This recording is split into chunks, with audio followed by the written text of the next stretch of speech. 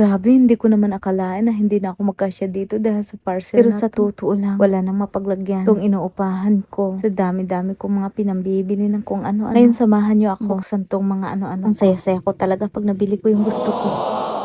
Simple lang naman yung gusto ko. Gaya sa mga bedsheet na to. Ang hilig kasi ng mga anak ko maglaro sa lapag. At syempre dahil malamig ngayon sa semento. At lagi may hika yung mga anak ko. Kaya naisip ko bumili ng bedsheet na makakapal. Buti na lang may nakikita ako nagla-live dito sa TikTok. Ito yung mga pull out na sobrang mura dito sa TikTok. Grabe, nasa sayo na lang kung magpapabudol ka o hindi. Pero dahil budolera ako, nagpapabudol talaga ako. Pero sigurado naman ako na magagamit ko talaga to. Or magagamit talaga to ng mga anak ko. Bali 3 lang yung order ko. Pero may pa-freebies sila, isang kumot at isang punda. Ang ganda ng kumot, di ba? At bago ko nga buksan yung iba, ibabad ko muna to sa washing. Siguradong mabibigat kasi to. Hindi ko din pwede agad-agad gamitin tong mga to. Kasi syempre pull out nga ni, di ba? Kaya habang bubuksan ko yung iba, sisiguraduhin kong nakababad muna tong mga to. At bago ko nga ilunod, tinatanggal ko yung mga nakalagay na code. Yung pagmamain ko ba, may code kasi yun. Ganyan lang yung gagawin ko. After ko nga laban to at ibabad, dadalhin ko to sa laundry shop. Doon ko to ipapadry para mabilis matuyo at para magamit agad. Ang kakapal, diba? Pero mas makapal mukha ko dyan. May dryer naman ako. Pero mas gusto ko yung dryer sa laundry kasi malalaki yung mga dryer doon at paglabas tuyong-tuyo talaga. At pag siniswerte ka pa nga, masusunog ganun kalakas yung dryer doon. At ito pa, dumating na din carpet na in-order ko. Dito nga pala to sa kusina.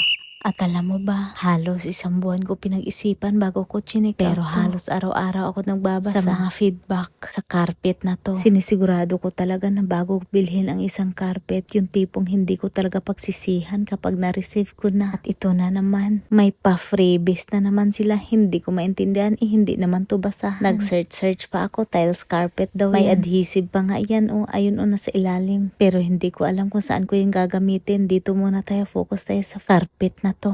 Diyos ko, nung una talaga, day. Pagkahawak ko, akala ko magaspang. Hindi pala. Hinaplos-haplos ko talaga, day. Pwede mo talaga siyang tulog-tulugan. Kasyang-kasya talaga siya sa lapag, day. Oy, kung saan madalas naglalaro yung bunso ko. Isa pa, day, hindi siya madulas, day. Kahit pa magtalon-talon ka dyan, day, hindi talaga siya matutupi. Kahit pa magsayaw-sayaw ka dyan, day, hindi siya matutupi, day. Oy. Tapos tinry ko din umupo-upo, day, na para ako mini-mini ba. At iniisip ko din, saan ko kaya gagamitin tong tiles carpet na to? Dahil wala naman ako maisip kasi nga mahina utak ko. Kinurot-kurot ko yung carpet kung maghihimol-mol ba, pero hindi naman pala. Hanggang nagsawa na ako, dahil kasi naantok naman ako. Binuksan ko na yung pangatlong parcel ko. Ito nga pala yung bedsheet na waterproof. Brand yung. Syempre, hindi na yan pull out ha. Ang ganda-ganda ng pagkabalot. Binili ko to kasi sasanayin ko na yung bunso ko na walang diaper. At dahil nga sabi nila, waterproof to, dali-dali akong kumuha ng tubig. At sinubukan ko na nga. Kabado 20 pa nga ako kasi napadami. Natakot ako baka mapahiya ako sa inyo. Pero kung nakikita nyo, hindi talaga tumagos, hinanapan ko pa ng butas, baka sakali may mga tumagos talaga, pero wala talagang tumagos, day. At masarap din to yakapin, mainit-init na malamig. Waram ata ang tawag nyo dun